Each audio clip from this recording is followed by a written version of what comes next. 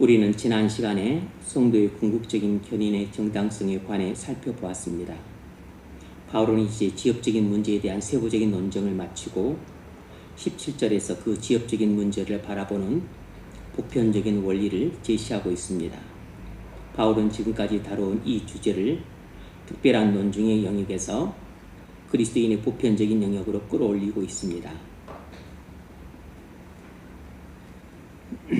그러니까 지금까지 우리는 먹는 것의 문제, 나라의 문제, 이런 지엽적이고 사소한 문제들을 세부적으로 논증했는데 이제는 일반적인 영역의 차원에서 이 사소하고 지엽적인 문제들을 살펴보겠다는 것입니다. 바울은 처음에는 사소하고 지엽적인 문제들을 세부적인 관점으로 살펴봤는데 이제는 일반적인 관점에서 살펴보겠다는 것입니다. 어떤 고민을 하다가 갑자기 복음의 진수의 핵심을 불쑥 제시하는 것이 바울의 특징입니다. 작은 논중을 따라가다가 잊지 못한 순간에 보석덩어리를 만나 깜짝 놀라게 되는 형국입니다. 그러나 그것은 우연이 아니라 바울이 손에 잡고 다룬 주제의 한 부분입니다. 지금 여기서 사도가 하고 있는 것은 땅에 있다가 갑자기 날개를 달고 하늘 높이 상에서 어떤 특별한 논증을 그리스도인의 삶의 전체적인 맥락 속에서 보도록 우리의 시야를 확 열어주는 것이라 할 수 있습니다. 오늘 우리는 그리스도인의 균형 의식에 관해 살펴보겠습니다. 오늘은 그리스도인의 균형 잡힌 신앙에 대해 살펴보려고 합니다. 자, 첫 번째 문제, 본문 17절을 읽으십시오. 17절의 감동적인 진술은 일종의 슬로건입니다. 자, 17절 한번 읽어보세요. 하나님의 나라는 먹는 것과 마시는 것이 아니요 오직 성령 안에 있는 의와 평강과 희락이라. 네, 로마와 고린도 그리고 다른 여러 지역에서도 음식과 날들의 문제로 인해 교회 안에 분쟁이 일어났습니다. 사도는 로마 교회 성도들이 음식이나 날들을 지키는 것이 사소한 문제임을 알기를 간절히 바라고 있습니다. 그래서 그는 그 문제를 더 큰 맥락 속에 넣습니다. 17절에서 바울이 제시한 원리는 무엇입니까? 바울은 음식 문제나 그리고 나를 지키는 문제를 특정하고 또 어떤 사소한 문제를 그 세부적인 관점에서 살펴봤는데 이제는 그 특정하고 또 사소한 문제를 일반적인 관점에서 살펴보겠다는 것입니다. 바울이 17절에서 제시하는 원리가 뭔가? 그것은 그리스도인의 삶에서 균형의식을 유지하는 것이 매우 중요하다는 것입니다. 그리스도인의 삶에서 균형의식을 유지하는 것이 매우 중요하다는 것이에요. 그리스도인의 삶에서 균형의식을 유지하는 것이 매우 중요합니다. 이것이 오늘 주제예요. 로마의 성도들이 사소한 문제에 너무 치우쳐서 어려움에 빠진 것은 균형 감각을 상실했기 때문입니다. 우리가 빠지기 쉬운 위험 중에 하나도 이것입니다. 어떤 특별하고 세부적인 문제들에 너무 깊은 관심을 가진 나머지 함몰되어서 전체를 바라보는 시각을 놓쳐버리는 것입니다.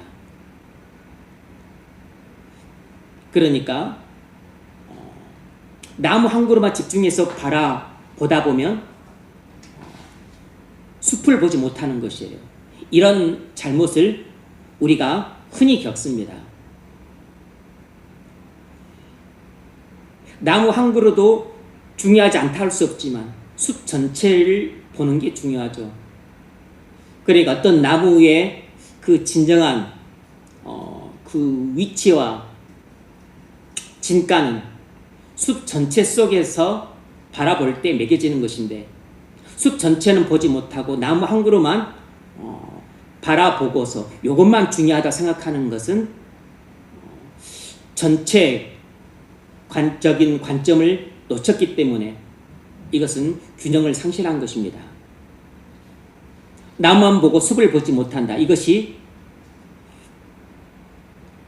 시야가 좁은 사람들이 자주 겪는 실수예요. 우리 모두가 자주 빠지는 함정입니다.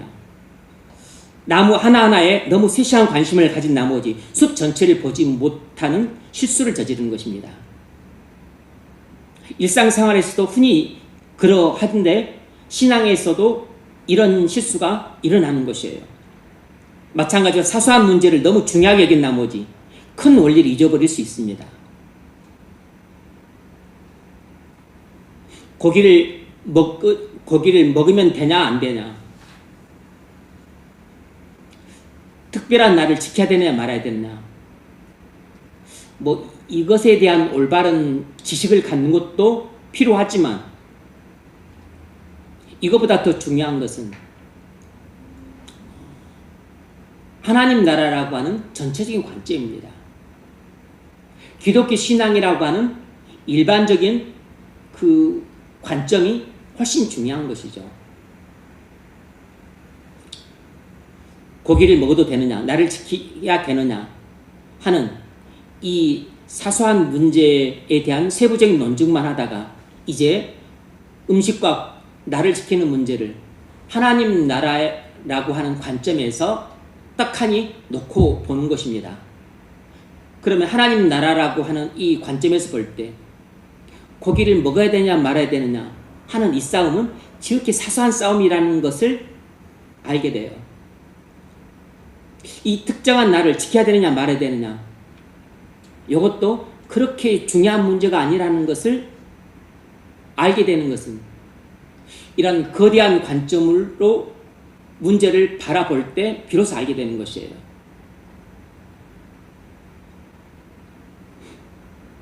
이런 잘못을 범했던 사람들이 바리새인들입니다. 바리새인들의 치명적인 실수는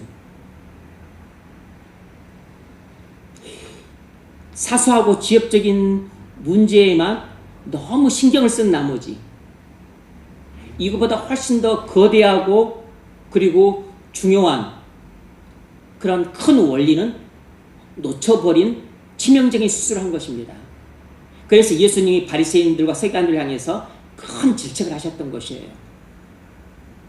너희가 하루살이는 걸러내면서 약대는 삼켰다 그랬습니다. 그 말이 무슨 말이냐면 아주 사소하고 지엽적인 문제에 대해서는 철저하게 지키려고 애를 썼는데, 그런데 정말 그보다 훨씬 중요한 참된 여호와 신앙은 망각했다는 것입니다. 하나님 나라라고 하는 원리는 잊었다는 것이에요. 성경의 진정한 그 가르침, 구약은 오실 그리스도를 가리키기 때문에 장차 오실 그리스도를 바라보는 신앙을 가져야 되는데 그 중요한 신앙의 핵심은 놓쳐버렸다는 것이에요. 약대는 하루살이는 걸러내고, 그러니까 요건 잘한 것입니다. 그런데 약대는 삼켜버린 것이에요. 정말 여호와의 신앙에 중요한 것은 망각한 것입니다. 오실 그리스도를 바라보고 기다려야 되는데 이것은 잊어버린 것입니다. 바로 그것 때문에 그들이 하루살이는 걸러내고 약대는 삼킨 이 신앙의 불균형 때문에 그들은 메시아가 눈앞에 왔음에도 불구하고 메시아를 알아보지 못했습니다. 뿐만 아니라 그 메시아를 자기들 손으로 십자가 못 박아 죽였어요. 그러니까 균형 잡히지 못한 신앙이 얼마나 위험한 걸 알아야 됩니다. 마태복음 23장 23절에서 그 이야기를 하고 있습니다. 읽어보세요.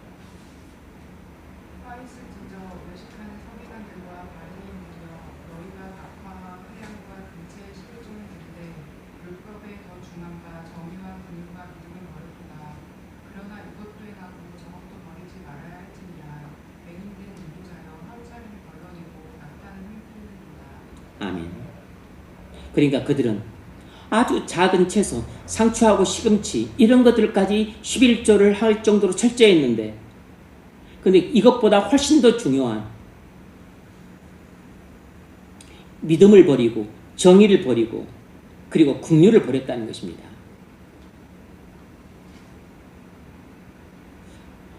정의롭지 않았죠. 불의했습니다. 그들은 긍휼을 베풀지 않았어요. 그들은 냉정했습니다. 무엇보다도 믿음을 버렸습니다.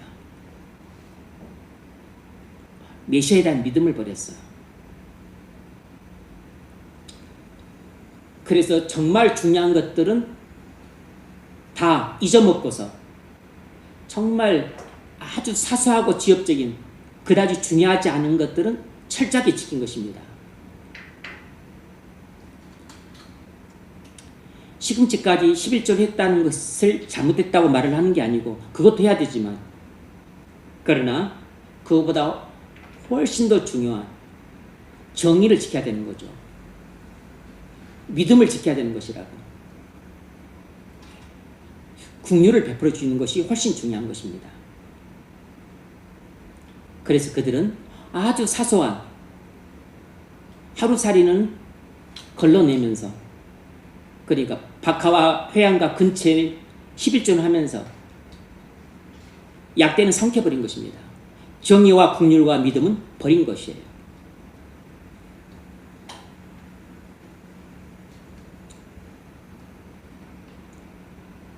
바리새인과 유대인들의 신앙이 그랬습니다. 과거 교회들이 그랬어요. 특별히 중세 교회 천년이 그랬습니다. 오늘날에도 이와 같은 경향이 너무해요. 예수님은 이 뒤에서 너희가 자네 겉은 깨끗이 닦으면서 안은 더럽고 불결한 채로 내버려 두었다 그랬습니다. 오늘날 교회 많은 교인들의 신앙도 밖은 더럽다고 깨끗이 닦으면서 안은 더럽고 불결한 채로 내버려 두는 것입니다. 그러니까 행실만 예배당에 나오고 기도하고 또 구제하고 이런 것을 하면서 자기 마음은 더럽고 불결한 채로 내버려 두었다는 것이에요.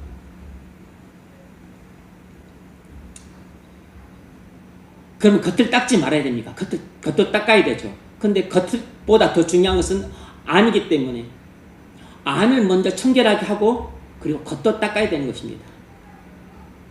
안은 더러운 채로 방치한 채로 겉에만 닦는 것은 하루 살리는 걸러내고 약대는 삼키는 꼴이 되는 것입니다.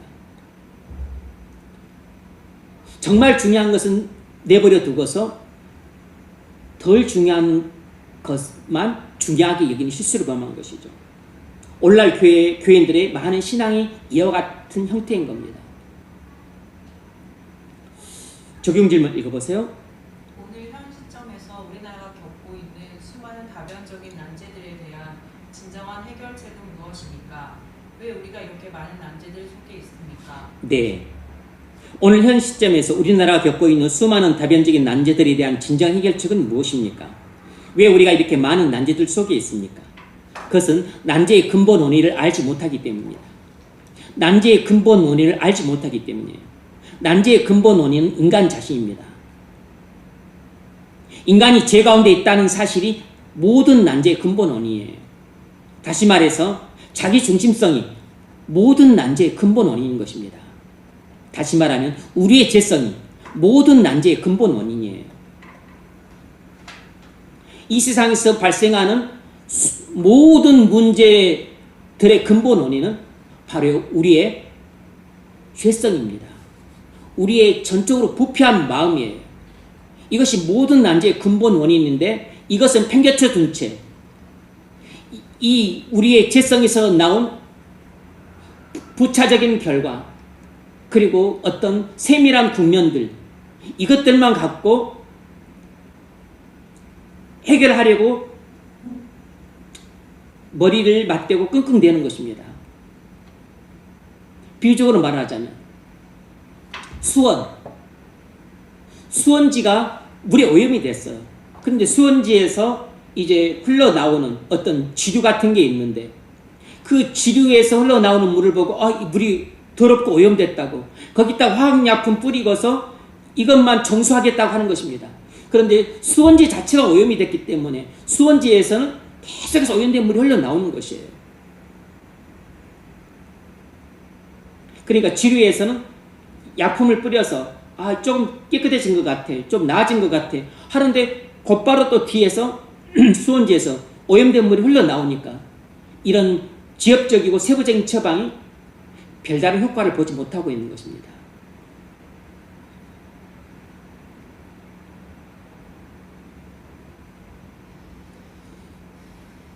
사람들은 난제가 발생하면 난제의 여러 국면들을 조사합니다. 이 사람들은 어떤 사람들은 이게 문제라고 하고 또 어떤 사람들은 저게 문제라고 말을 합니다. 그래서 새로운 정부 기구를 만들어서 그 난제의 특별한 세부 국면들을 조사해요. 그런데 그 각 세부 국면들이 또 계속해서 늘어납니다. 기하급수적으로. 어떤 기구를 만들고 또 그 기구에서 여러 분과위원회를 만들어요. 계속해서 이렇게 문제들을 조사를 합니다. 이렇게 난제들을 개최하기 때문에 관료주의가 생겨나는 것이에요. 이제 이런 것에 있어서 1955년에 영국의 역사학자이자 작가였던 그 파킨슨이 이런 주장을 했습니다.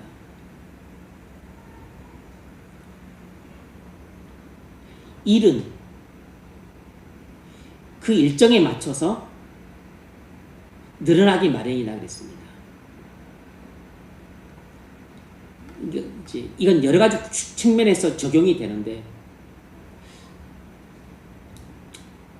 조직이 커질수록 일은 비효율적이 된다는 뜻이에요.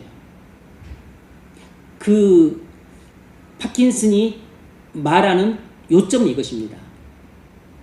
조직이 커질수록 업무 효율은 비효율적이라는 것입니다.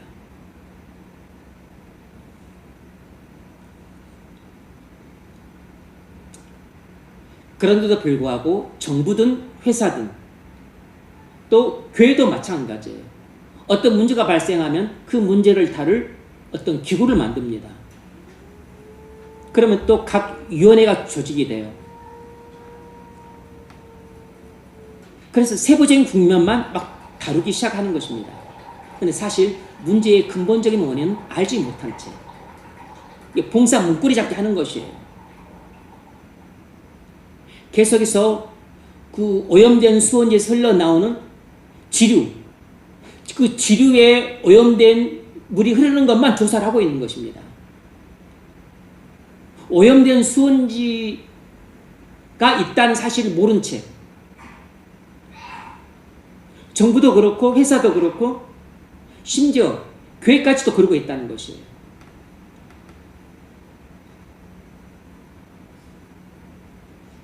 난제의 핵심을 알지 못하고 부차적으로 세부적인 국면에 빠져서 길을 잃고 많은 것이 오늘날 관료주의가 보여주는 양태인 겁니다. 해결해야 될 난제는 오직 하나밖에 없습니다. 그게 뭐냐면 바로 인간 자신의 문제예요. 인간의 죄성의 문제입니다. 인간의 전적인 타락한 마음의 문제예요. 그것이 이 세상에서 모든 난제를 일으키는 궁극적인 원인인 것입니다. 우리가 하나님에 대한 의무와 정직하고 성실하게 일할 의무에 대해 바른 관점을 갖고 있다면 우리 난제의 대부분 안개처럼 쉬 사라져 버릴 겁니다. 그러나 그것을 인식하지 못하고 있어요. 난제는 사람들이 죄 가운데 있다는 것과 그로 인한 부패한 마음이 진정한 난제라는 사실을 잘 모르고 있습니다. 우리의 부패한 마음에서 모든 악한 것들이 나옵니다. 자기 중심성이 나오고 이기심이 나오고 그리고 다른 사람에 대한 미움과 분노가 나오고 그래서 이걸 해결하기 위해서 나의 폭력을 쓰고 그리고 거짓과 속임수로 기만해서 내가 원하는 것을 탈취하고 그리고 또 나의 그 더러운 정욕들 육체의 정욕과 안목의 이생의 자랑들 온갖 악하고 더럽고 오염된 그 물들이 어디서 흘러나오고 있냐면 나의 오염된 수원지, 부패한 마음에서 흘러나오고 있는 것이에요. 그런데 나의 오염된 수원지는 해결하지 않은 채 어떻게 학폭을 해결할까? 어떻게 지역 감정을 해결할까? 어떻게 세대 갈등을 해결할까? 어떻게 남녀 갈등을 해결할까? 어떻게 계층 간의 이 갈등을 해결할까? 그 궁리만 하고 있는 것입니다. 그래서 지역화합위원회를 만들어요.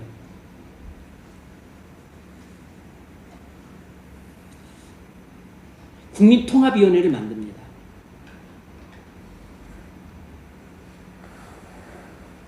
빈부격차 해소위원회를 만들어요. 공정위원회를 만들어서 공정하게 기업 간의 거래를 하도록 조장합니다. 온갖 위원회 투성인 거죠. 그런데 모든 이 불공정 행위, 이 악한 지역 감정, 이 악한 계층 간의 갈등, 또 남녀 세대 간의 갈등, 이 전세 사기, 이 모든 이렇게 지류에서 흘러나오는 오염된 물들은 전부 인간의 죄성에서 나오는 것이에요. 이 오염된 수원지는 방치한 채로 이런 문제를 해결한다고 해서 해결이 되겠냐고. 끝없이 여기서 물이 흘러나오는데. 그래서 세상에 사는 모든 수고가 다 헛된 것입니다.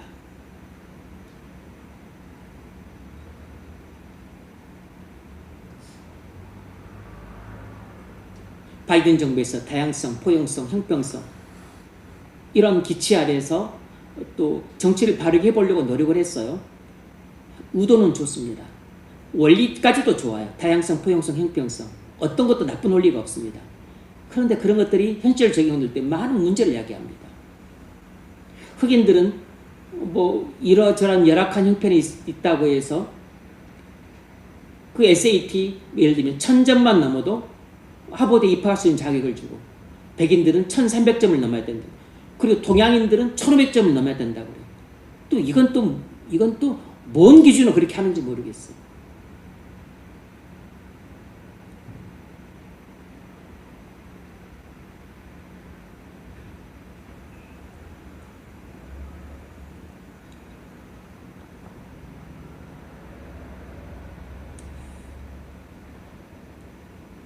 결국 근본적인 난제 때문에 모든 수많은 세부적인 난제들이 계속 확대 재생산되고 있습니다.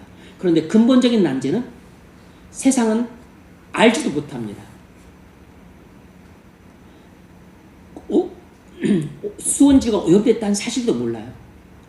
그걸 계속 방치해 두고서 맨날 위원회만 만들어가지고 합니다. 국민통합위원회. 근다고 해서 국민이 통합이 됩니까?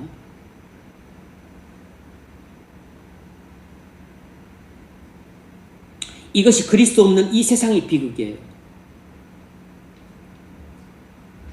뭐 하겠습니까?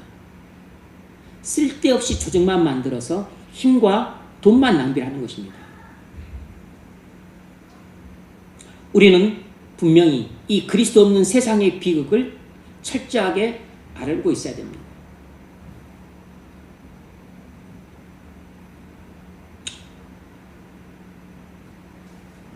예를 들자면 이것이 바로 문명화의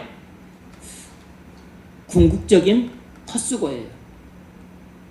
문명화는 인간과 이 세상의 조건들을 개선시킬 것이라는 희망 안에 진행되어 왔습니다.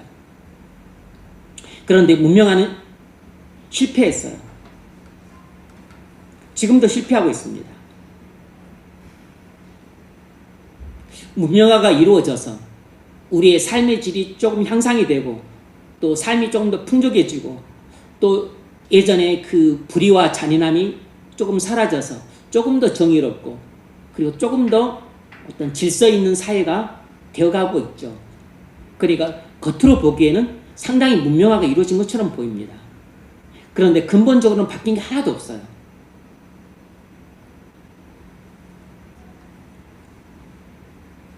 인종 간의 갈등 하나도 해결 안 됐습니다.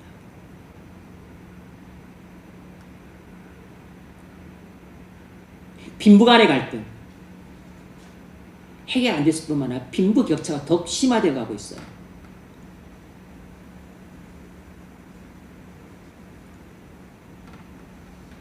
국가 간의 갈등과 싸움, 이것도 하나도 해결 안 됐습니다.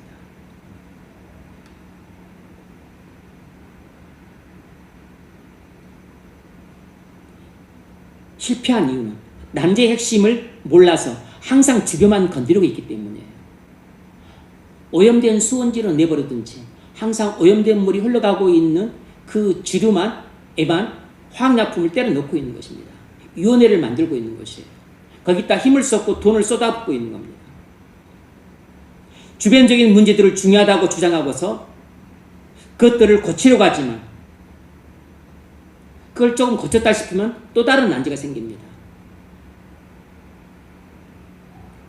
그걸 또 고치려고 들어요. 그럼 또 다른 난제가 생겨요. 해결이 불가능합니다. 항상 문제의 원인은 중심에 있어요. 주변에 있는 게 아닙니다.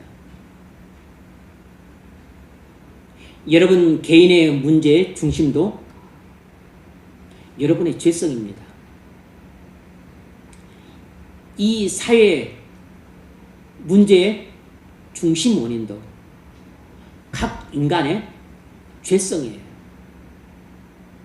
온 세상의 문제의 중심도 인간의 죄성입니다. 이것이 나 개인의 모든 난제의 근본 원인이고 교회 공동체의 근본 원인이고 그리고 세상 문제의 근본 원인이에요. 온 세상의 문제의 근본 원인은 바로 인간의 죄성이 있습니다.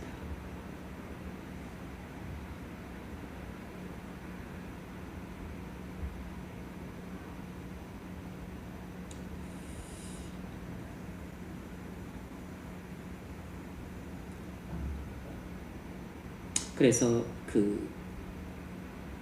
파킨슨은 말하기를 어떤 미션을 줬는데 미션을 기간을 일주일을 주든 한 달을 주든 그건 별 의미가 없다는 것이에요.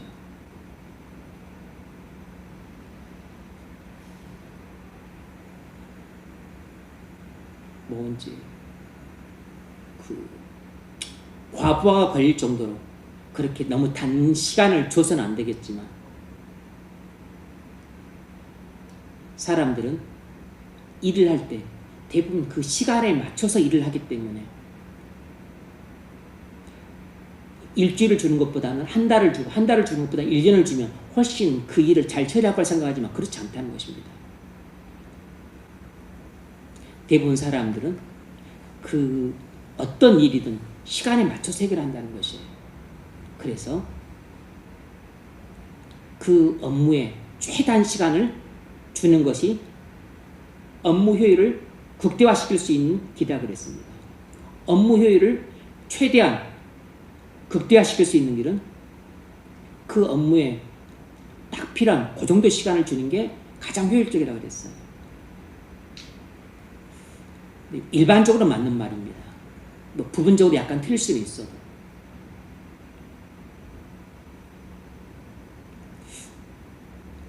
어떤 직원에게 이 보고서 일주일까지 내세요.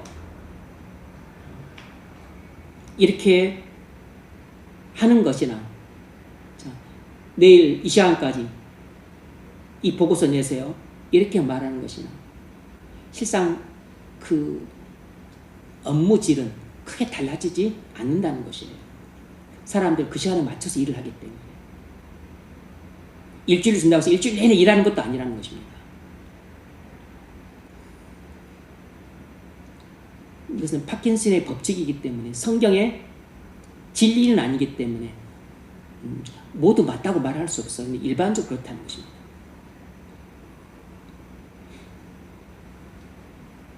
자, 두 번째로 오늘날 그리스도인이 되는 것이 무슨 의미가 있는가? 오늘날 그리스도인이 되는 것이 무슨 의미가 있습니까? 라고 항변한 세상에 대해 우리는 어떻게 접근해야 되는가? 그리스도인이 된다는 것이 무슨 의미가 있습니까? 그러니까 기독교에 대해서 못마땅하게 여기는 사람들이 이렇게 가시돋친 질문을 하는 거죠. 이렇게 기독교에 대해서 반감을 가진 세상 사람들의 말에 우리는 어떻게 대답을 해야 되는가? 위대한 성경 원리가 이 세상에서 어떻게 적용될 수 있는지를 보여줘야 됩니다. 위대한 성경 원리가 이 세상에서 어떻게 적용될 수 있는가를 보여줘야 돼요. 그래서 전도할 기회를 얻어야 됩니다. 위대한 성경 원리가 이 세상에 어떻게 적용될 수 있는가를 보여줘서 전도할 기회를 얻으라는 것입니다. 복음 전도의 가장 큰 방해물은 균형 잃은 교인들이에요. 균형 잃은 교인들이 세상 불신자들에게 전도하는데 제일 큰 방해물입니다. 왜냐하면 사람들은 기독교를 객관적으로 판단하지 않고 주관적으로 판단하기 때문이에요. 다시 말하면 사람들은 기독교를 성경 교훈의 차원에서 판단하지 않고 우리와의 관계 속에서 판단하고 있기 때문입니다. 그들이 기독교를 알려고 할 때 그들이 성경을 객관적으로 연구해서 기독교가 이런 종교구나 라고 판단하지 않고 우리의 모습을 보고 들으면서 그들은 기독교를 판단하는 것입니다. 그런 측면에서 작년 말에 일어났던 이 국가 반역 사태는 우리나라 복음 전도에 수십 년 동안 문을 막게 될 겁니다. 이번 국가 반역 사태 때 극우 성향의 목사들과 교회들이 보여준 모습은 우리나라 복음 전도의 대못을 박은 것이에요. 큰 방해물이 되었습니다. 헌법을 어겨 불법적인 쿠데타를 통해서 국가 전복을 획책하고 내란을 일으킨 자들을 지지하고 옹호하는 발언을 하고 그리고 집회에 참석을 했습니다. 그들뿐만 아니라 우리 주변에 있는 많은 목사님들과 교인들도 몰지각한 망언들과 망행들을 일삼았어요. 도무지 일반적인 이성과 상식을 가진 그 시민들이 볼 때는 어떻게 저렇게 생각하고 저렇게 말하고 저렇게 행동을 할까? 의아하다 싶을 정도의 망언과 망행들을 많이 했습니다. 그래서 일반 시민들은 천주교는 균형 잡힌 기독교라고 생각을 하는 반면에 개신교는 극우적인 성향을 가진 기독교라고 생각을 하게 됐어요.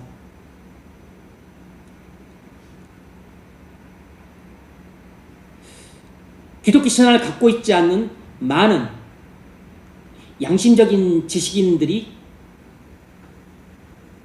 내란 사태 이후에 그런 말들을 많이 하고 있어요. 근데 그런 말을 들어도 우리는 입이 10개라도 할 말이 없어요. 항변할 수가 없습니다.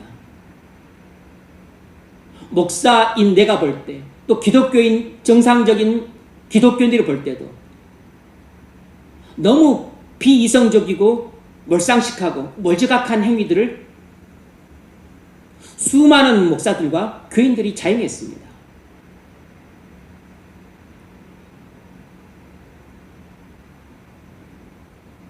그래서 그들은 한국 기독교는 극우적인 기독교라고 그들은 판단을 해요.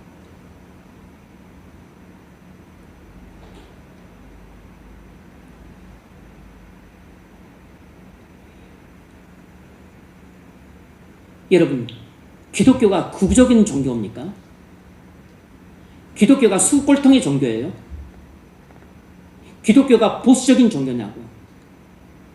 예수님이 기독교를 수구적인 종교라고 그랬습니까? 극우적인 종교라고 그랬어요? 누구는 또 보수적인 종교라고 말을 합니다. 예수님이 그렇게 말씀하신 적도 없는데 어떻게 그렇게 말을 합니까? 사람들은 성경을 연구해서 교리적인 차원에서 기독교를 판단하지 않고 자신이 만난 기독교인들, 자신이 본 교회의 모습을 통해서 기독교를 판단합니다. 그들은 객관적으로 판단하지 않고 주관적으로 판단해요. 물론 잘못된 것이죠. 하지만 일반 사람들은 그럴 수밖에 없어요. 더 잘못한 것은 우리가 그들 보기에 구구적인 기독교의 모습을 보인 것이 잘못인 것이죠.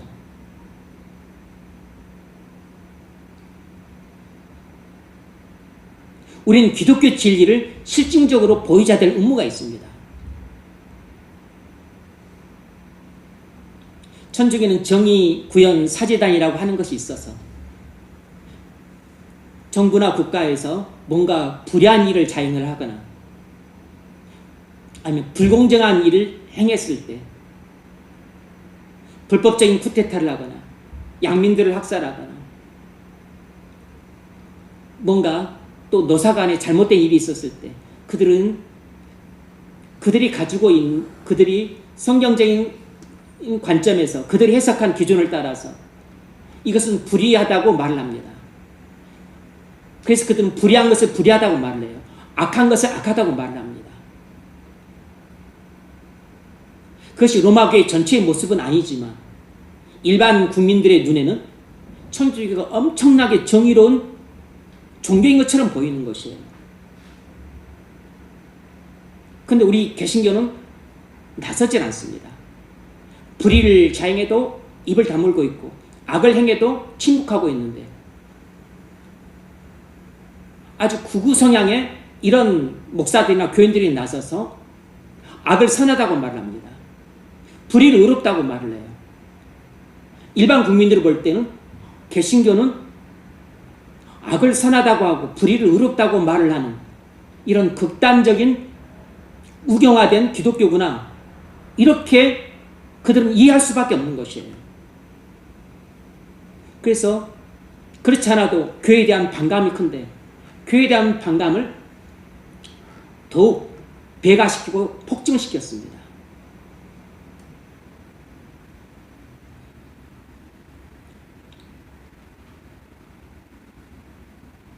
우리 그리스도인들은 기독교 진리를 이 세상에서 불신자들과 함께 살면서 실증적으로 보여줘야 될 의무가 있어요.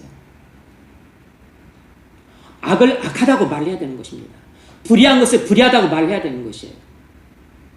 나는 이 당을 지지한다, 저 당을 지지한다 그런 게 아니고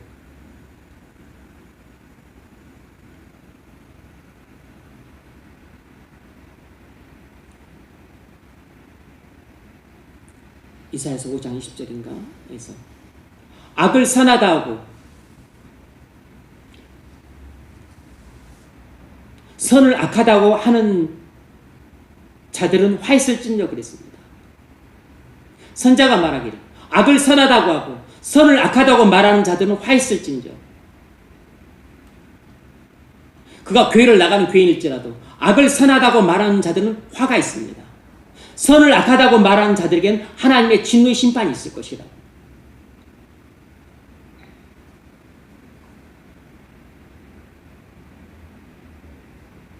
우리는 굳이 나가서 시위하거나 그럴 필요 없습니다. 피켓 들고 그럴 필요도 없어요. 다만 목사든 교회이든 악을 악하다고 말해야 되는 겁니다. 불의를 불의하다고 말해야 되는 것이에요. 무엇이 선한 것인가를 말해야 되고 그리고 의로운 것을 의롭다고 말해야 되는 것이에요. 그것을 말하는 게 그게 어려운 것입니까? 예수도 없는 일반 시민들도 말을 하는데 안에 예수가 있다 하면서 그런 말을 못할 뿐만 아니라 악을 선하다고 말하는 것이 그게 목사입니까? 불의를 의롭다고 말하는 것이 그것이 정말로 기독교인이에요? 사탄이지. 사탄이나 악을 선하다고 하고 불의를 의롭다고 하는 것이죠.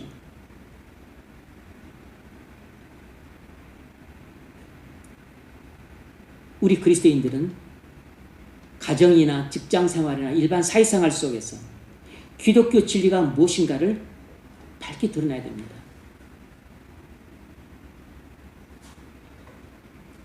죄를 범한 자를 용서해주고,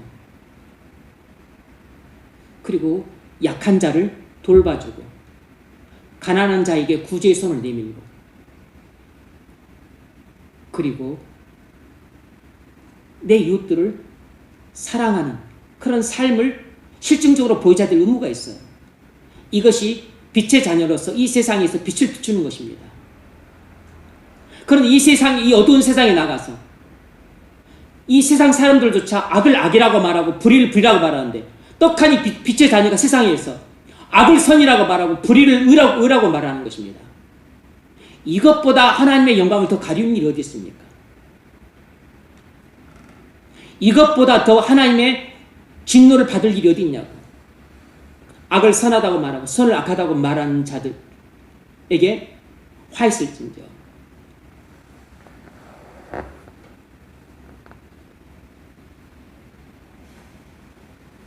우리가 진리를 생활 속에서 실증적으로 보여주려면 우리는 균형 잡힌 신앙이 돼야 됩니다. 그리스도인에서 균형 잡힌 신앙을 가지셔야 돼요. 두 번째 문제. 본문 17절을 읽으십시오. 교회는 하나가 되어야 됩니다. 세상이 그리스도인들이 서로 하나가 되어 살아가는 것을 보면 기독교 신앙의 매력을 갖게 됩니다. 왜 우리는 분열합니까? 왜 교단들이 여러 개로 나눠져 있습니까? 성경에는 교단에 관해 설정될 수 있는 보편적인 원리들이 있습니다. 그것이 무엇입니까? 성경에는 교단에 관해 설정될 수 있는 보편적인 원리가 있는데 그게 뭔가? 특별히 세 가지가 있습니다. 첫 번째는 교단이 사람을 기초해서 세워지면 안 된다는 것입니다.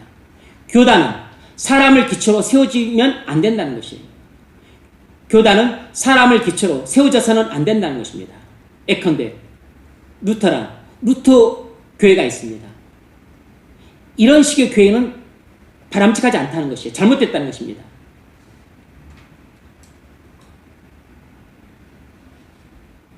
웨슬리파 교회 이런 것도 잘못됐어요. 심지어 어떤 한 사람의 기부에 의해서 교회가 세워지고 그 한 사람에 의해서 교회가 좌지우지되는 이런 교회도 나쁜 교회입니다. 마틴 루터 목사님 이런 예를 들었습니다. 예전에 헌팅턴 공작 부인이 있었는데 이 헌팅턴 공작 부인이 또 아주 대단한 그리스도인이라 신앙적 열심이 있어서 많은 돈을 내서 여러 개의 예배당을 세웠어요.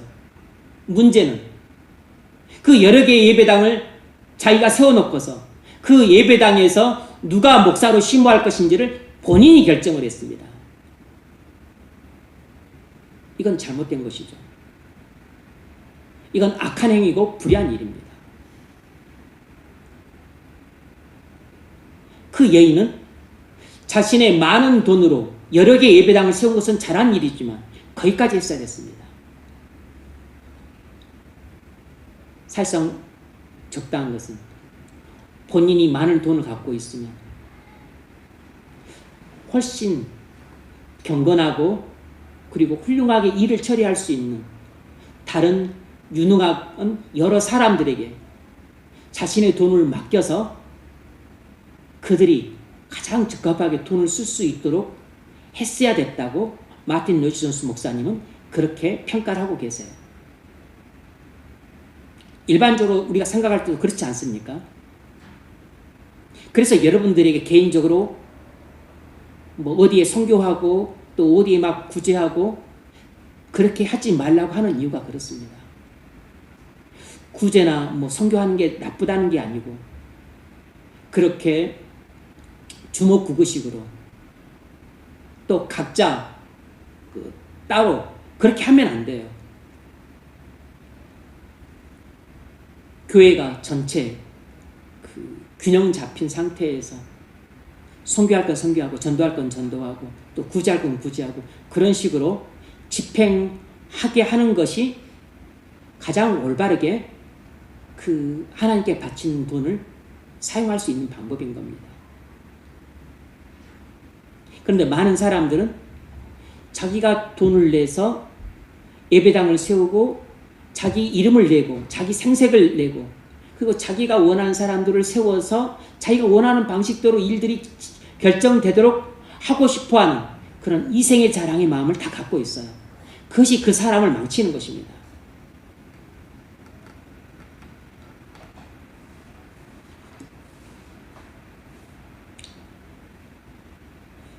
그러므로 여러분이 혹여 많은 돈을 하나님께 바치든 아니면 집을 바치든 땅을 바치든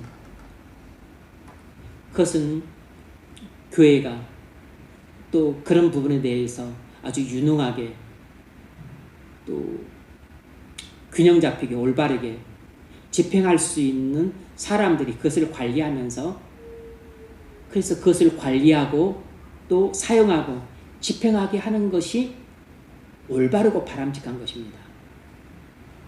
내가 냈으니까 내가 그것에 대해서 관여를 해야 되겠다. 올바르지 않은 생각이에요.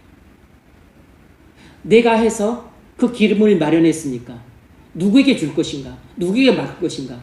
그건 내가 꼭 좀 영향을 미쳐야 되겠다. 바람직하지 않은 것입니다.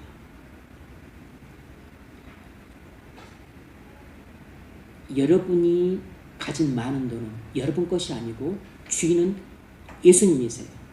여러분 청지기일 뿐입니다. 다시 주님 손에 돌려드린 것입니다. 여러분 돈을 돌려준 게 아니고 주님이 여러분에게 맡긴 돈을 다시 주님께 돌려드린 것이에요. 더 이상 여러분이 개입하려고 하지 마세요. 관여하려고 하지 마시라고. 여러분이 주님께 돌려드림으로써 여러분이 할 일은 다 한 것입니다. 꼭 기억하십시오. 여러분이 집을 바치든 재산을 바치든 땅을 바치든 임야를 바치든 그건 여러분 것이 아니고 원래 주님 것이었는데 여러분에게 잠시 맡겼는데 여러분이 주님을 위해서 귀하게 바친 것이에요. 그것으로서 여러분은 충분히 상을 받습니다. 여러분이 할 일은 거기까지예요. 그걸 어떻게 관리하고 사용하고 집행하는가 그것은 주님의 종들이 유능하고 경건한 사람들이 알아서 할 일입니다.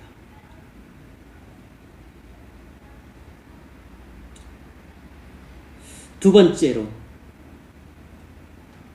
교단에 관해서 성경이 교훈하고 있는 보편적인 원리가 뭔가. 두 번째 원리는 교회는 어떤 특별한 교리 위에 세워져서는 안 된다는 것입니다. 교회는 어떤 특별한 교리 위에 세워져서는 안 된다는 것이에요. 그렇습니다. 교회는 어떤 특별한 교리 위에 세워져서는 안 됩니다. 어떤 특별하고 세부적인 교리들이 있어요. 예컨대 물을 뿌리는 세례를 받아서는 안 된다. 물에 잠기는 침례를 해야 된다. 요 한 가지 교리를 중시해서 세워진 교단이 침례교단입니다. 이런 식으로 교단이 세워지면 안 된다는 것입니다.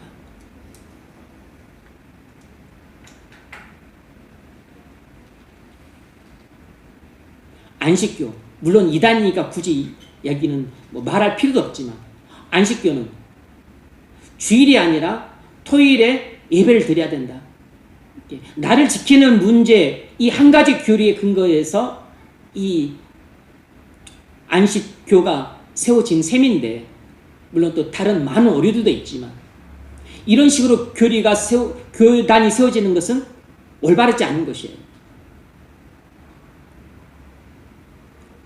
성결교, 감리교에서 나왔습니다. 성결교리를 특별히 중시해서 세워진 교단이에요. 성결교리를 특별히 중시해서 세워진 교단이 성결교단입니다. 이렇게 어떤 특별한 하나의 교리를 중시해서 이렇게 교단이 세워지게 되면 교단이 수도 없이 분화가 되는 것이에요.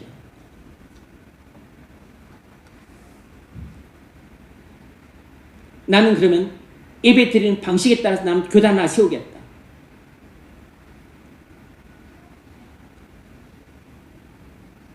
나는 주일에 대한 이해에 따라서 교단 하나 세우겠다.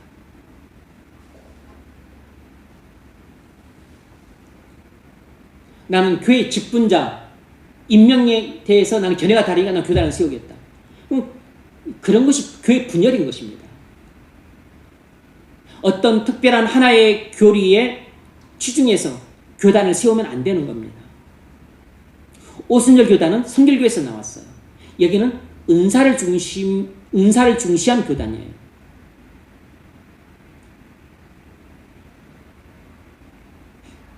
카리스티마티, 이 오순절 교단이었는데, 이 오순절 교단은 은사를 중시해서 세워진 교단들입니다.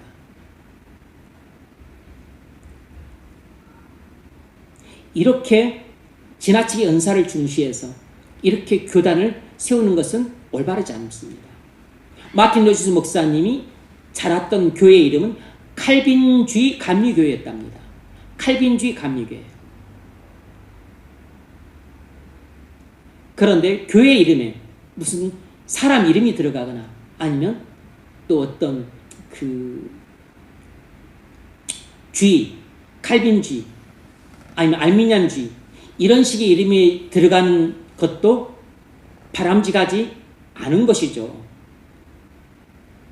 왜 교회 이름에 사람 이름이 들어갑니까? 왜 교회 이름에 칼빈이즘이든 알미니안이즘이든 이런 주의가 들어가냐고. 바람직하지 않은 교회 이름입니다. 교회 이름 자체가 잘못됐어요.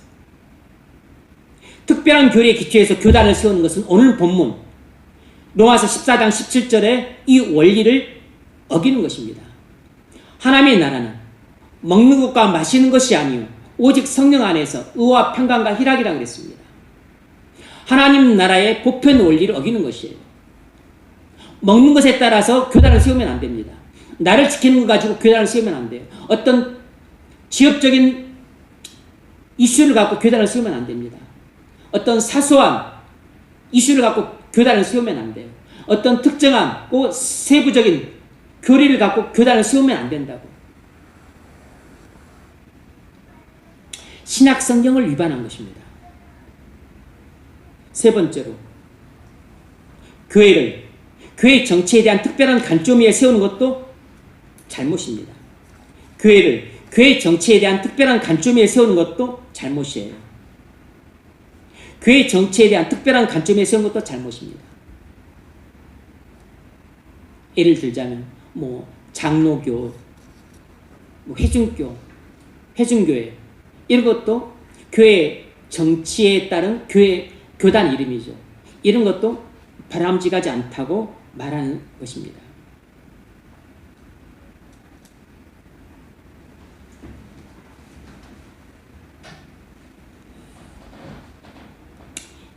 이 세 가지 원리가 교회를 분열시켜서 교단 형성으로 나가게 된 원인들이라 볼 수 있습니다.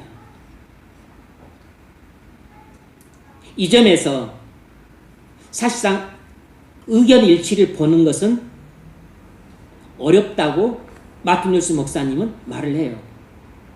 모든 사람들이 다 이렇게 생각하는 것은 아니라는 것입니다. 침례가 얼마나 중요한데 물 뿌리는 세례 그거 아니다. 침례가 진짜다. 침례만이 진짜다. 이렇게 생각하는 사람들은 이 의견에 동조하지 않죠. 성결교, 오순절 동의하지 않을 겁니다.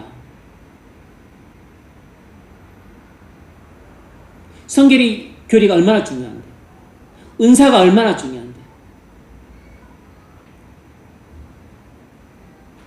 그러나 하나님 나라라고 하는 보편적인 원리에서 보자면 이런 특정하고 세부적인 원리를 중시해서 교단을 세우는 것은 신약 성경을 어기는 것이라고 볼 수 있는 겁니다. 정리하자면 이 세 가지가 교회를 분열시켜 교단 행성으로 나아가게 된 원인들이에요. 교회가 반드시 이래야 된다, 저래야 한다고 고집을 피우는 것은 오늘 본문의 원리를 어기는 것입니다. 교회는 반드시 침례를 줘야 된다. 침례는 그렇게 주장을 합니다. 그 틀린 것입니다. 로마서 14장 17절 오늘 본문 원리를 어기는 것이에요. 성결교리를 강조해야 된다. 기독교의 핵심은 성결이다. 틀렸다고 말할 수 없지만 그렇다고 해서 그렇게 성결교단을 세우는 것은 잘못된 것입니다. 은사주의를 특별히 강조해서 오순절 교단을 세우는 것도 잘못된 것이에요. 반드시 토요일에 예배를 드려야 된다. 이렇게 고집을 피우는 것은 전부 로마서 14장 17절의 원리를 위배한 것입니다. 침례든 성결이든 은사든 그것은 기독교 신앙 전체의 일반적인 관점에서 볼 때 그것은 지극히 지엽적이고 사소한 문제들입니다. 세례를 받으면 구원 못 받고 침례를 받으면 구원 받습니까? 마치 그런 듯한 인상을 주는 그런 교단면 자체가 잘못된 것이에요.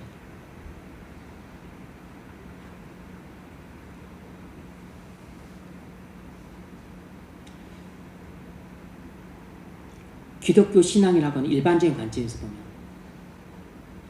성결, 은사, 또 교회 정치 이런 것들은 지극히 사소한 문제입니다. 나무만 보고 숲을 보지 못하는 것이에요. 기독교 신앙으로서 균형을 잃어버린 것입니다. 균형 잡힌 기독교 신앙이 그래서 중요해요. 숲을 보면서 숲 안에 있는 나무도 봐야 되는 겁니다. 먼저 숲을 봐야 돼요. 그리고 숲 안에 있는 나무 한 그루 한 그루를 볼 수 있어야 됩니다. 숲이 중요하다고 해서 나무 한 그루 한 그루가 중요하지 않은 것은 아니잖아요. 하지만 나무 한 그루보다는 숲 전체가 중요한 것이죠.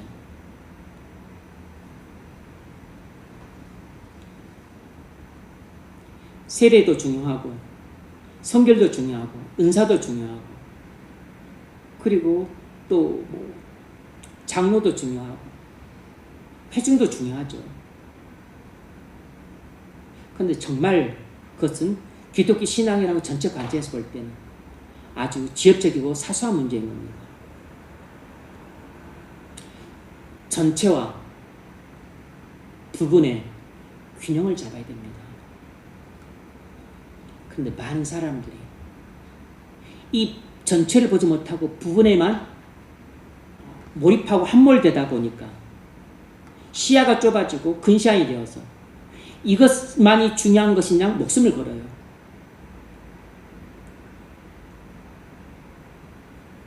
외골수입니다. 신앙의 꼴통이 되는 거예요. 정치의 꼴통이 정치에서는 제일 문제입니다. 기독교 신앙에서도 제일 문제는 이 꼴통이에요. 꼴통 신앙이 제일 문제입니다. 균형을 잃어버리는 것입니다.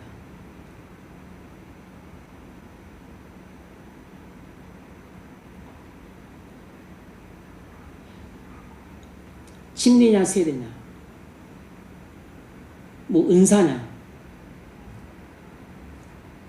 아니면 또 방법을 중시하는 감리교냐 장로 정치냐 회중 정치 감독주의냐 장로주의냐 그 자체로서의 의미가 있어요. 그런데 그게 하나님 나라를 파괴시킬 정도로 그게 중요한 문제입니까? 그게 교회를 일치를 저해해도 될 만큼 중요한 문제냐고. 그런 것 때문에 교회에 다툼을 일으킨다면 그건 죄입니다. 이런 문제 때문에 교회에 분열을 가져오는 것은 죄예요. 이런 문제 때문에 하나님 나라를 허물어뜨리는 것은 하나님의 심판을 받을 죄라고.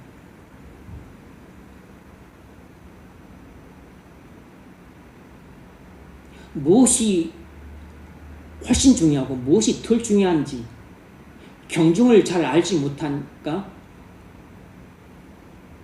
이 나무 한 그루만 붙잡고서 고집을 피우는 것입니다. 시야가 좁고 그리고 내다보는 안목이 짧은 근시안인 겁니다. 좁은 시야와 근시안인 것이에요. 이렇게 되면 꼴통이 되는 겁니다.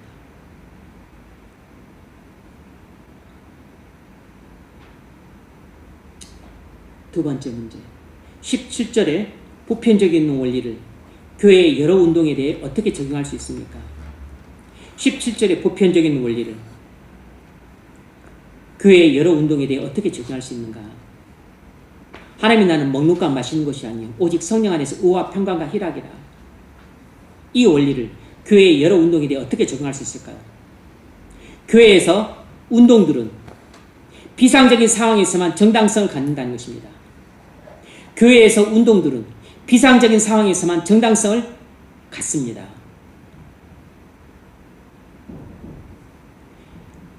교회에서 운동들은 비상적인 상황에서만 정당성을 가져요. 예를 들어 사사기를 보면 하나님이 여자를 지도자로 세워서 이스라엘의 무지와 어리석음을 책망하십니다. 조롱하고 깨우치세요.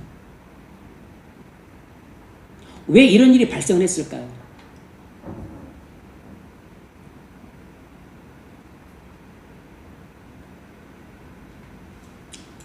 그것은 그 당시가 매우 비상적인 때였기 때문입니다.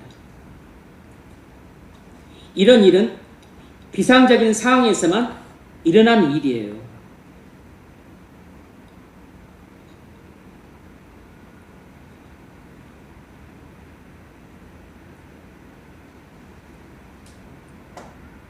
교회 운동은 교회가 비상적인 상황이 있을 때만 정당성이 있습니다. 교회가 배도하거나 자기 기능을 수행하지 못할 때, 이런 때는 운동들이 필요할 수 있습니다.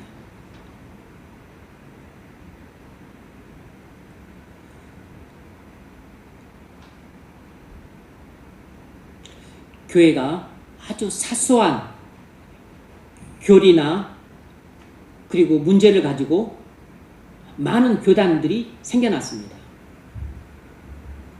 이 개신교에서가 교단 분열이 무척 심했어요.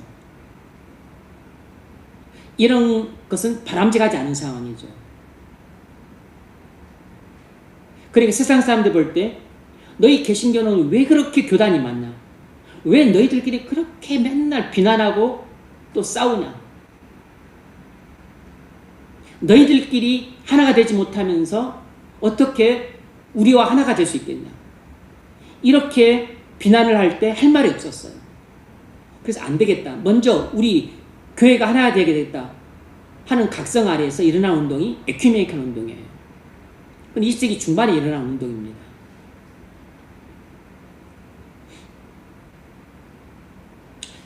그런 측면에서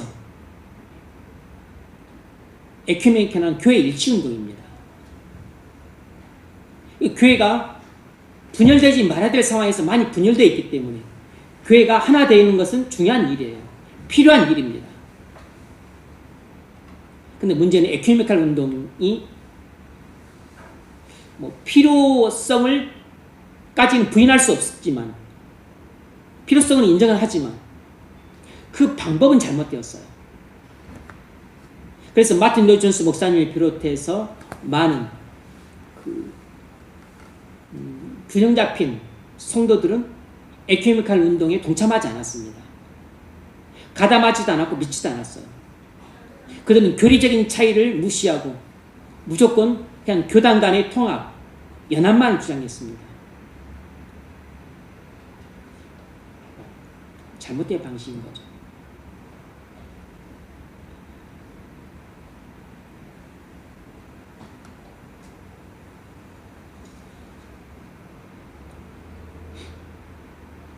예를 들자면 교회 안에 복음전도 운동이 있으면 안 됩니다. 교회 안에 특별히 어떤 복음전도 운동이 있으면 안 된다고. 그러니까 교회 안에 그 전도만을 강조하는 운동들이 있어요. 그런 게 뭐냐면 여러분이 들어보셨을 겁니다. 전도 폭발. 교회에서 이런 거 하시면 안 된다고. 전혀 비성경적인 운동이고 그리고 프로그램들입니다. 두 날개, 이것도 전도 운동이에요. 해피전도, 이것도 전도운동입니다. 이런 것 하면 안 된다고. 전도를 따로 떼어서 하면 안 됩니다. 왜냐하면 그리스도인 자체가 전도의 사명을 전부 받은 사람들이에요. 전도는 교회의 가장 중요한 사명입니다. 그런데 따로 복음 전도를 강조한다고 해서 전도 운동을 따로 해요. 이건 전혀 바람직하지 않습니다.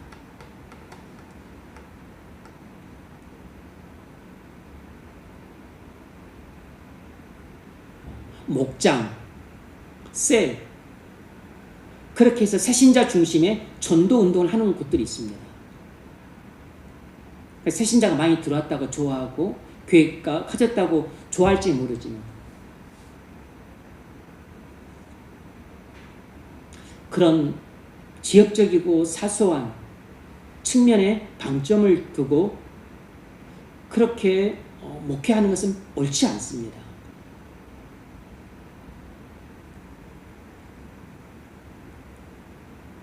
성결운동도 잘못된 것이에요. 어떤 한 국면만 특별히 강조하는 것은 균형을 깨뜨리는 일입니다. 성결운동이 있었죠. 성결교단이 세워질 때. 왜냐하면 세상은 온통 더럽고 세속적인데 교회 안에 그리스도인들도 그 세상의 오염이 되어서 너무 거룩성을 상실하고 불결해. 죄악되고 불결합니다. 그러니까 성결운동을 강조했던 것이에요. 어느 하나의 측면만 강조해서 교회 안에서 운동을 일으키는 것은 의도는 선할지라도 그 원리가 잘못된 것입니다. 기독교는 전체를 동시에 강조를 해야지 어느 한 국면만 강조하면 안 되는 것이 그 위험해지는 겁니다. 그렇게 하니까 선교교단이 나오고 그렇게 하니까 우순열 교단이 나오는 겁니다. 그렇게 하니까 침례교단이 나오는 것이에요.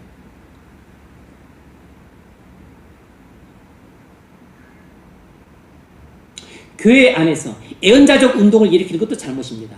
바로 그게 뭐냐면 신사도 운동이에요. 신사도 운동은 완전히 이단입니다.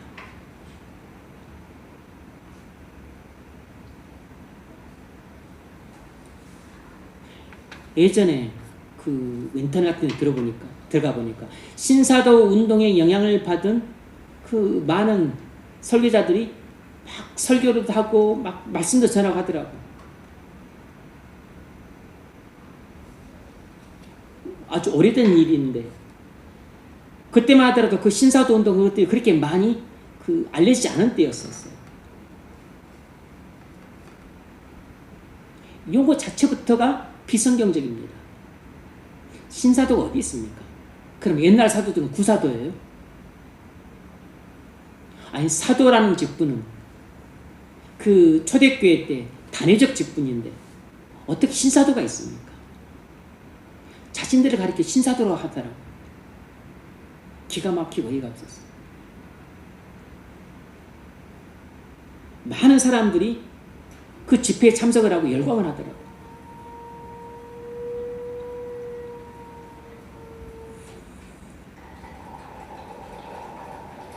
교회에서 운동은 아주 비상적인 상황에서만 정당성을 갖습니다. 일반적으로 성결운동, 은사운동, 신사도운동, 또 전도운동 이런 것들은 전혀 바람직하지 않아요.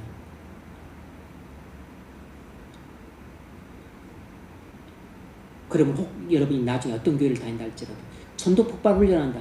그런 게 가면 안 됩니다. 해피 전도한다. 두 날개 운동한다. 셀한다. 목장한다.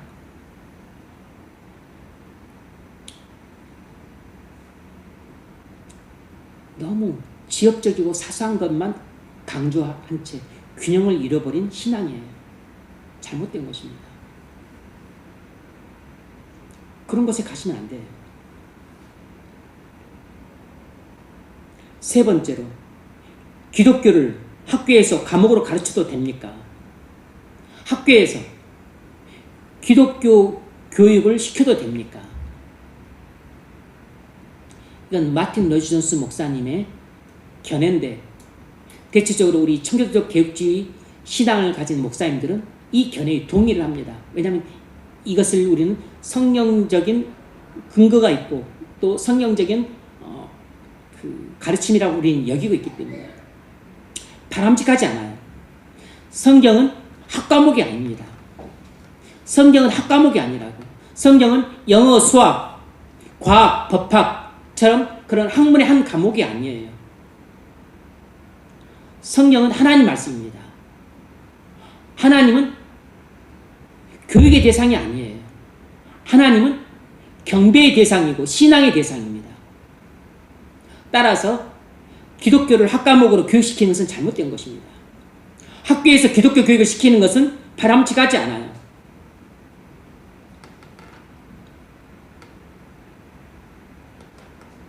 성경도 우리가 그러니까 뭐죠? 학교 같은 곳에서 성경 공부를 한다. 또 성경 시험을 본다. 이런 것도 바람직하지 않습니다. 가로치기 해놓고 이 가로 속에 뭐가 들어가나? 요 말씀은 몇 장 몇 구절인가? 또 뭐 에레미야서 1장 1절은 뭔가? 이렇게 시험 보는 것도 바람직하지 않습니다. 그래서 성경을 막 공부를 해. 그래서 그래서 신학교 시험 입학할 때 시험 보거든요. 바람직하지 않아요. 근본적으로. 성경은 어떻게 다뤄야 되냐면 성경은 하나님을 대상으로 하는 것입니다. 성경은 하나님 말씀이에요. 그러니까 성경은 우리가 하나님 말씀을 대하는 것입니다. 피조물인 우리가 하나님 말씀 어떻게 대해야 됩니까? 하나님은 경배의 대상이에요. 그리고 신앙의 대상입니다. 그럼 우리는 하나님 말씀을 어떻게 되죠? 이성적으로 공부하고 연구하고 옳고 그름을 따지고 논리적으로 분석하고 그럴 대상이 아니에요. 하나님 말씀은 우리는 들어야 됩니다. 들어야 돼. 하나님은 피조물인 인간인 우리에게 하나님 말씀을 말씀하세요. 그리고 우리는 들어야 됩니다. 그러므로 성경은 어떻게 해야 되냐면 설교되어져야 되고 적용되어져야 됩니다. 그래서 성경은 반드시 설교를 해야 되는 것이에요. 단순히 공부만 해서도 안 되고 그것을 단순히 시험을 봐서 외우기만 해서도 안 됩니다. 성경은 반드시 설교되어져야 됩니다. 그리고 우리에게 적용이 돼야 돼요.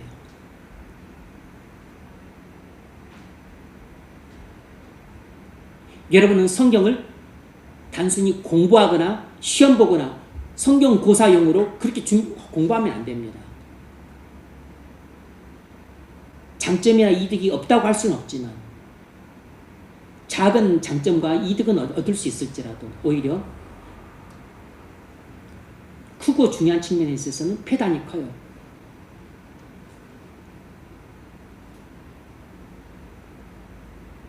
성경에 대한 경외심을 상실할 수 있습니다. 하나님에 대한 경외심을 잃게 만드는 교육 방법이 될 수 있어요.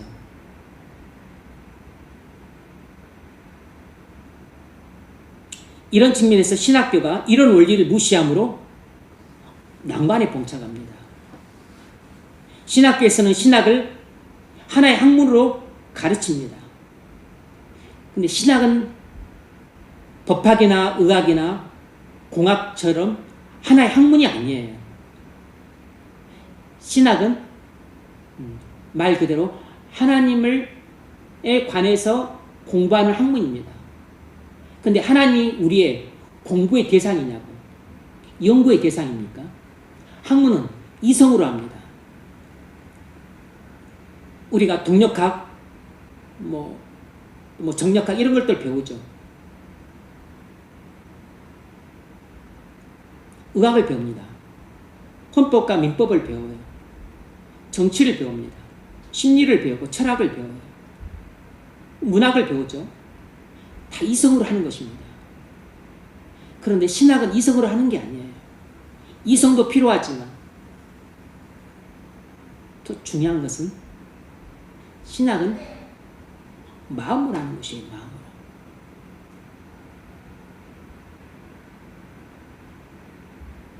그래서 목회자들에게 있어서 중요한 것은 높은 이성보다 불타는 마음이 중요한 것입니다. 목사에게 중요한 것은 아주 지능 높은, IQ 높은 똑똑한 이성이 아니고 하나님을 향한 불타는 마음이에요. 그런데 교인들은 뭘 좋아하냐면 영성보다 학위를 더 중시합니다. 교인들은 목사를 볼 때 뛰어난 영성보다 높은 학위를 더 인정을 해줘요. 어리석고 바보 같은 교인들인 거죠. 교인들이 실수하고 있는 것입니다. 왜냐하면 교인들이 이런 원리를 모르기 때문에 그래요. 목사에게 있어서는 탁월한 이성보다 불타는 마음이 더 중요합니다. 그렇다 해서 이성이 중요하지 않다고 말을 하는 건 아닙니다. 궁극적으로 어떤 게 더 중요하냐를 말하는 것이지. 아니, 지성적인 능력이 떨어져가지고 성경을 논리적으로 분석을 못해. 이성적으로 그걸 파악을 못해. 심지어는 설교문을 잘 작성을 못하는 사람도 많습니다. 설교문을 작성하려면 뭔가 서론본론 결론이 있고 기승전결이 있어야죠. 이성적인 능력을 갖춰야 됩니다. 일단 이성적인 능력을 제대로 갖추지 못했으면 목사가 되시면 안 돼요. 근데 이성보다 더 중요한 것은 하나님을 향한 불타는 경외심입니다. 주님을 향한 불타는 신앙이에요. 영혼을 향한 불타는 사랑하는 마음입니다. 그것이 이성보다 더 중요한 것이라고. 근데 신학교는 신학을 한 그룹만 가르칩니다. 이성적인 한 그룹만 신학을 배우게 되면 뭐가 나오냐면 고등비평이 나오는 것이에요. 자유주의 신학이 나오는 것입니다. 신학을 이성으로만 메마르게 다루게 되면 잘못되면 고등비평이 나오고 자유주의 신학이 나오는 겁니다.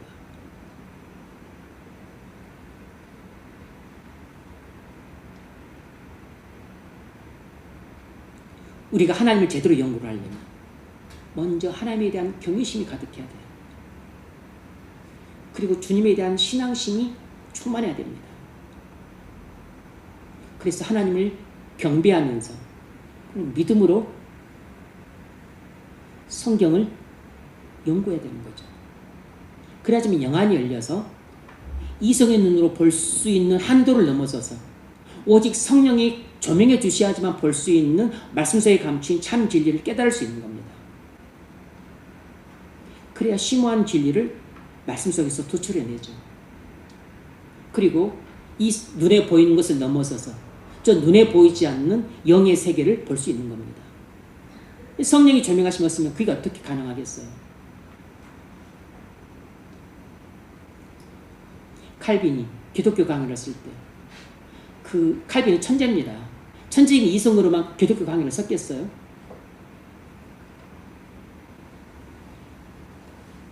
그거보다 더 중요한 것은 하나님에 대한 불타는 경외심이었던 거죠.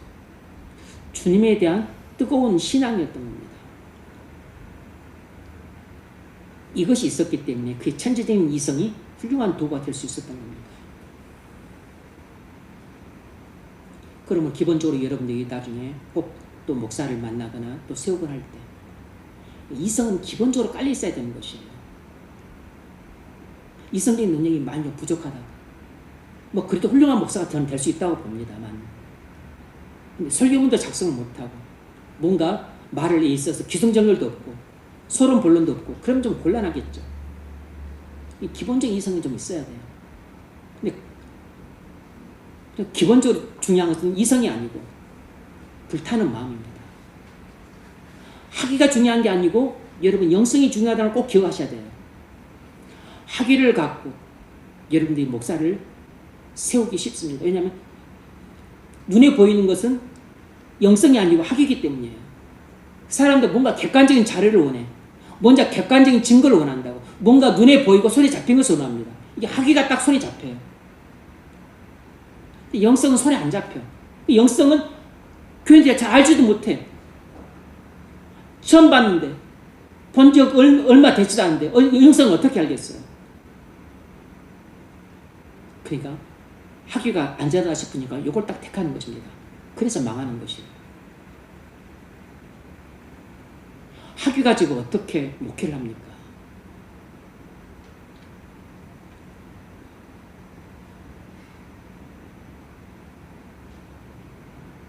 윌리엄 테넷이 미국에서 로그 칼리지를 세웠습니다. 통나무 대학교에서 통나무 대학교를 세웠습니다. 말 그대로 통나무로 집을 지어가지고. 근데 그가 워낙 경건하고 영성이 뛰어난 성도였습니다. 목사였죠. 그 로그 칼리지가 그 유명한 프린스턴 유니버시티가 되었고 프린스턴 세미너리가 되었습니다. 프린스턴 대학교하고 프린스턴 신학교가 이 로그 칼리지에서 다 나온 곳이에요.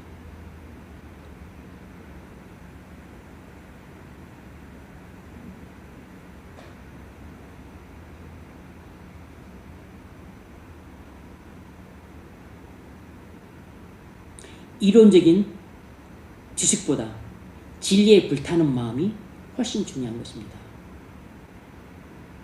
여러분이 진리에 불타는 마음보다 이론적인 지식을 더 중시해서 목사를 세우면 망합니다.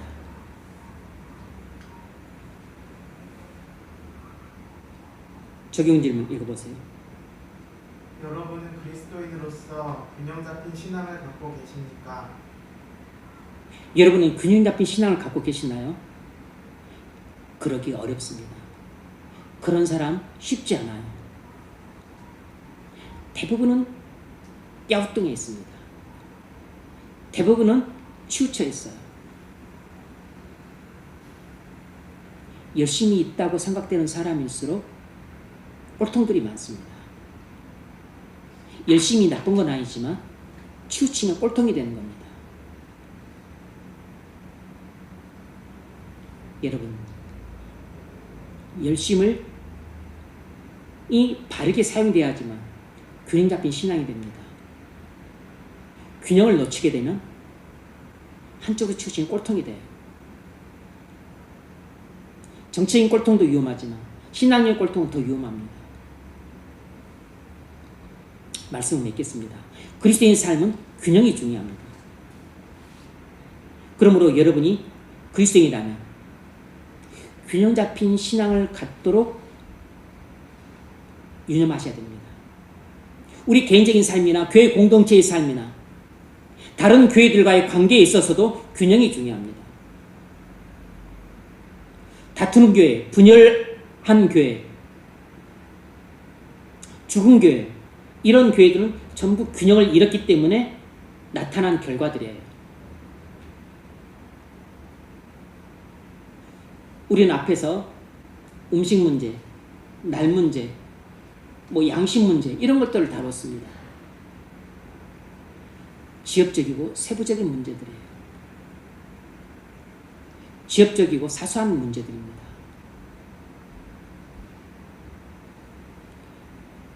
이거보다 크고 중요한 문제는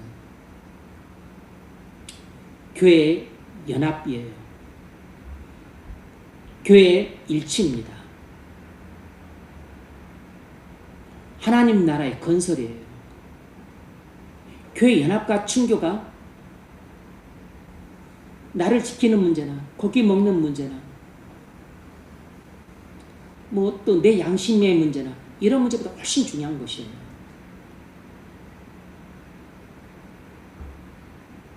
뭐가 더 크고 중요하고 뭐가 덜 중요하고 작은 문제인지를 잘 분별을 하셔야 됩니다. 그 분별을 못하면 아주 사소하고 지엽적인 문제를 갖고 막 목청을 높입니다. 그래서 교회 화평을 깨트려요.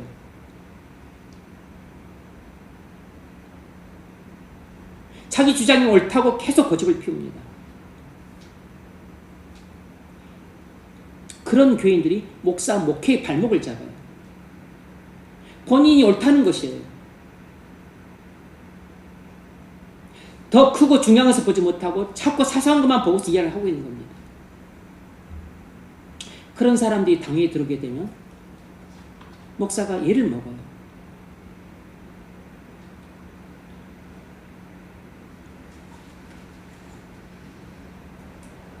그걸 알지 못하는 교인들이 자꾸 목청을 높이고 목사한테 막 이렇쿵 저렇쿵 비난하고 하면 목사가 힘이 들죠. 어린아이 같으니까 그런 것이죠.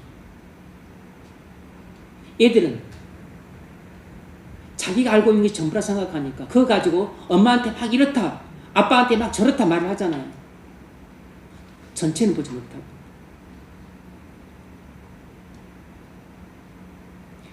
그래서 지금까지 바울은 사소하고 지엽적인 문제를 세부적인 국면에서만 다루다가 이 사소하고 지엽적인 문제를 이제 일반적인 시각으로 딱 조명하는 것입니다. 그러고 놓고 보니까 이 음식 문제, 나를 지키는 문제, 심지어는 양심의 문제, 이런 게 엄청 생각보다 덜 중요하고 작은 문제라는 것을 알 수 있는 거죠. 하나님 나라에 비하면 그것도 아주 작은 문제입니다. 교회 연합에 비하면 작은 문제예요. 교회 화평에 비하면 아주 사소한 문제들입니다.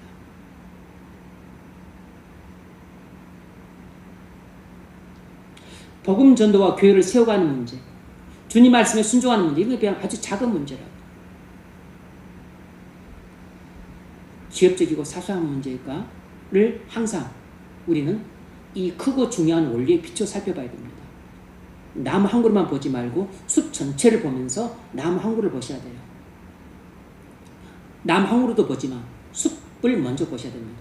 숲을 보고서 나무를 보십시오. 마찬가지로 기독교 신앙에 있어서 무엇이 크고 중요한 원리인지를 알고 그리고 사소하고 지엽적인 문제에 대한 이해도 올바르게 가지십시오. 그래서 크고 중요한 원리 아래에서 사소하고 지엽적인 문제를 다룰 수 있어야 됩니다.